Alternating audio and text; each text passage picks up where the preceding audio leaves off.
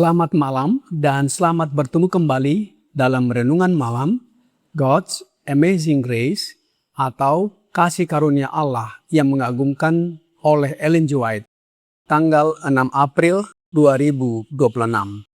Mari kita berdoa.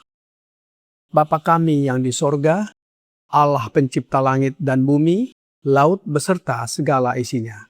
Satu-satunya Allah yang benar, yang kami sembah selalu melalui anak-Mu Yesus Kristus.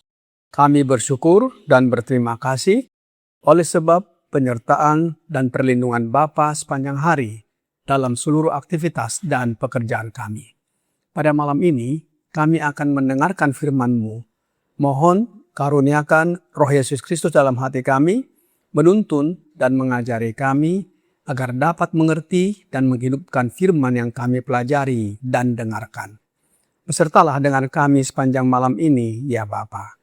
Kami persembahkan doa ini di dalam nama Yesus yang adalah Tuhan dan Juru Selamat kami.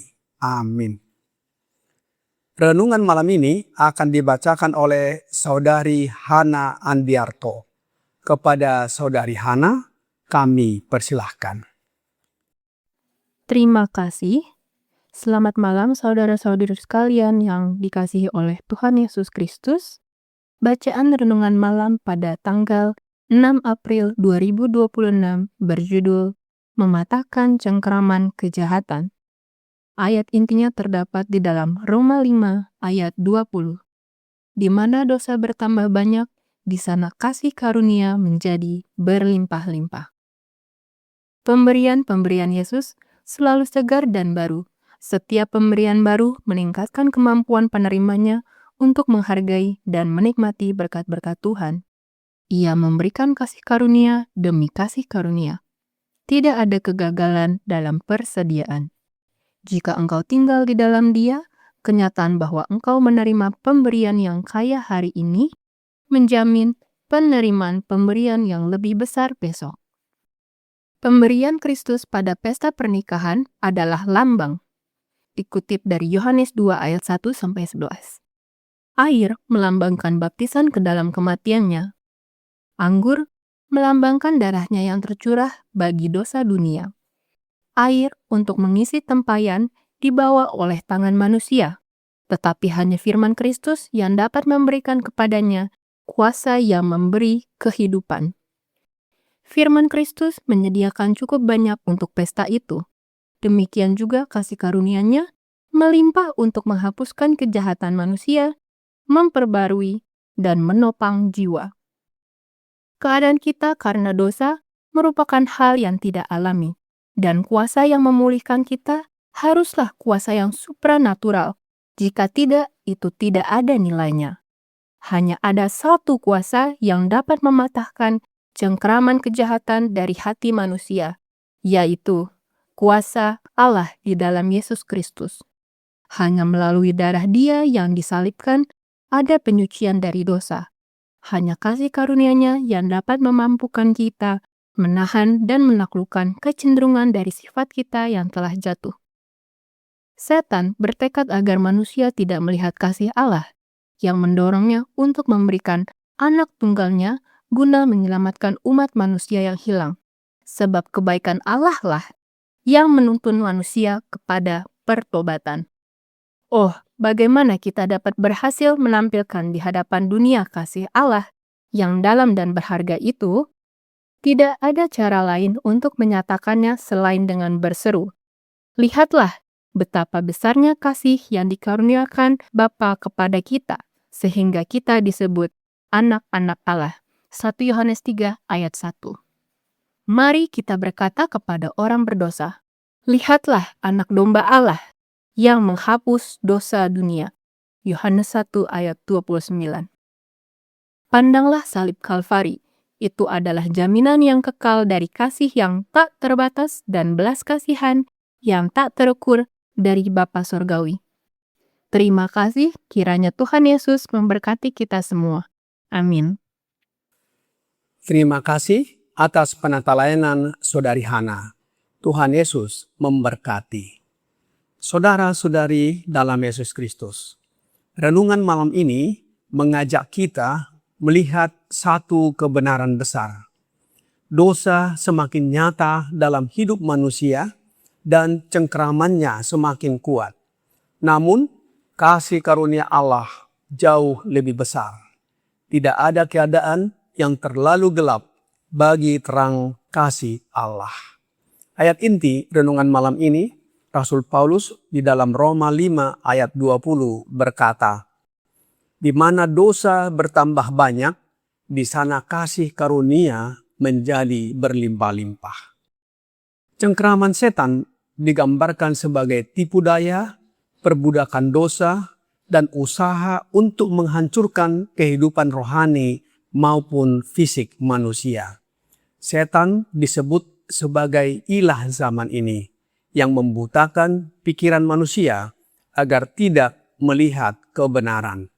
Selanjutnya, Rasul Paulus di dalam 2 Korintus 4 ayat 4 berkata, yaitu orang-orang yang tidak percaya, yang pikirannya telah dibutakan oleh ilah zaman ini, sehingga mereka tidak melihat cahaya Injil tentang kemuliaan Kristus yang adalah gambaran Allah. Mengapa manusia dibutakan oleh ilah zaman ini, yaitu setan, dan kuat mencengkram pikirannya? Karena dalam renungan malam ini menyatakan bahwa setan bertekad agar manusia tidak melihat cahaya kasih Allah yang mendorongnya untuk memberikan anak tunggalnya guna menyelamatkan umat manusia yang hilang dan melihat kebaikan Allah yang menuntun manusia kepada pertobatan. Cengkeraman ini terlihat dalam berbagai aspek kehidupan manusia, seperti penyembahan berhala, okultisme, amoral, pembunuhan, meditasi, mantra-mantra, tindak kekerasan, keinginan daging, dan lain-lain. Selain itu, cinta uang dan materialisme menjerat manusia ke dalam berbagai keinginan yang bodoh dan merusak, sehingga semakin memperkuat cengkeraman tersebut. 1 Timotius 6 ayat 9 dan 10. Dan masih banyak lagi yang lainnya. Kita dapat melihat daftarnya masing-masing. Oleh sebab itu, satu-satunya cara untuk mematahkan cengkeraman kejahatan setan adalah sebagaimana renungan malam ini dinyatakan di dalam God's Amazing Grace halaman 104 paragraf 5 berkata, keadaan kita karena dosa merupakan hal yang tidak alami dan kuasa yang memulihkan kita haruslah kuasa yang supranatural. Jika tidak, itu tidak ada nilainya. Hanya ada satu kuasa yang dapat mematahkan cengkeraman kejahatan dari hati manusia, yaitu kuasa Allah di dalam Yesus Kristus. Hanya melalui darah Dia yang disalibkan, ada penyucian dari dosa. Hanya kasih karunia-Nya yang dapat memampukan kita menahan dan menaklukkan kecenderungan dari sifat kita yang telah jatuh. Apa itu kuasa Allah di dalam Yesus Kristus? Kita sudah pelajari bahwa kuasa Allah di dalam Yesus Kristus adalah Roh Yesus Kristus itu sendiri. Kuasa Allah di dalam Yesus Kristus ini juga disebut kasih karunia Allah. Kasih karunia Allah ini diberikan kepada manusia berlimpah-limpah. Dan kasih karunia Allah yang menyelamatkan semua manusia sudah nyata. Titus 2 ayat 11. Banyak orang yang berusaha dengan sekuat tenaga untuk mematahkan cengkeraman setan ini dan menyelamatkan diri, padahal mereka tidak punya daya.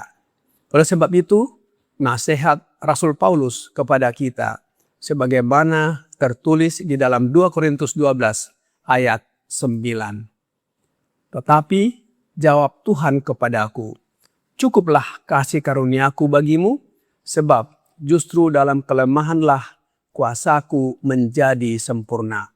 Sebab itu, terlebih suka aku bermegah atas kelemahanku, supaya kuasa Kristus turun menaungi aku. Seringkali kita berpikir bahwa Allah memberikan kepada kita kesempatan terbatas. Kita gagal, lalu merasa Allah mulai menjauh. Tetapi firman Allah berkata dalam Ratapan 3 ayat 22 sampai 23, tak berkesudahan kasih setia Tuhan selalu baru tiap pagi. Dalam renungan malam ini menyatakan bahwa pemberian Kristus selalu segar dan baru, dan setiap pemberian meningkatkan kemampuan kita untuk menerima lebih banyak lagi. Kasih karunia Allah itu seperti sumber air yang tidak pernah kering. Dan dalam ayat tersebut di atas menyatakan bahwa kasih karunia Allah cukup bagi kita. Pertanyaannya adalah, apakah saudara-saudari percaya? Apakah saudara-saudari menerima kasih karunia Allah, yaitu Roh Yesus Kristus?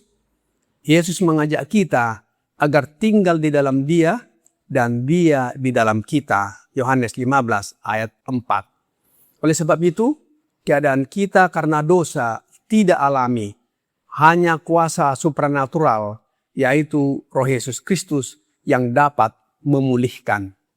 Kita sering mencoba lebih disiplin, lebih kuat, lebih bertekad, tetapi dosa tidak bisa dikalahkan dengan kekuatan manusia. Hanya dengan kuasa Yesuslah kita dapat mematahkan cengkeramannya. Yesus berkata di dalam Yohanes 8 ayat 36. Jadi apabila anak itu memerdekakan kamu, kamu pun benar-benar merdeka. Saudara-saudari dalam Yesus Kristus, tidak peduli seberapa kuat dosa mencengkeram hidup kita, kasih karunia Allah selalu lebih kuat. Marilah kita menerima Yesus Kristus oleh kehadiran Roh-Nya dengan iman.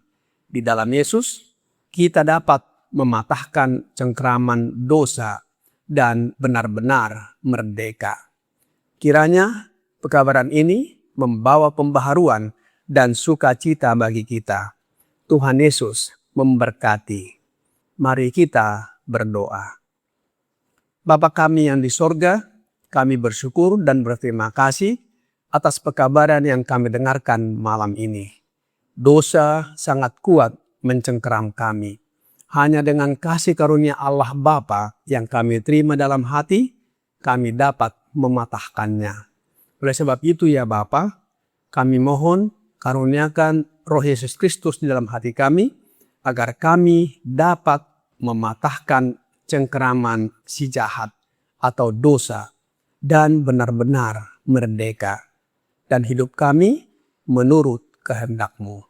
Biarlah hidup dan karakter kami menjadi semakin serupa dengan hidup dan karakter Yesus. Dan apabila saatnya tiba, ketika Yesus datang kembali, kami siap menyambutnya dan masuk ke dalam kerajaan sorga. Kami serahkan hidup kami ke dalam tangan-Mu sepanjang malam ini ya Bapa. Mohon ampuni kami atas dosa dan pelanggaran yang telah kami perbuat.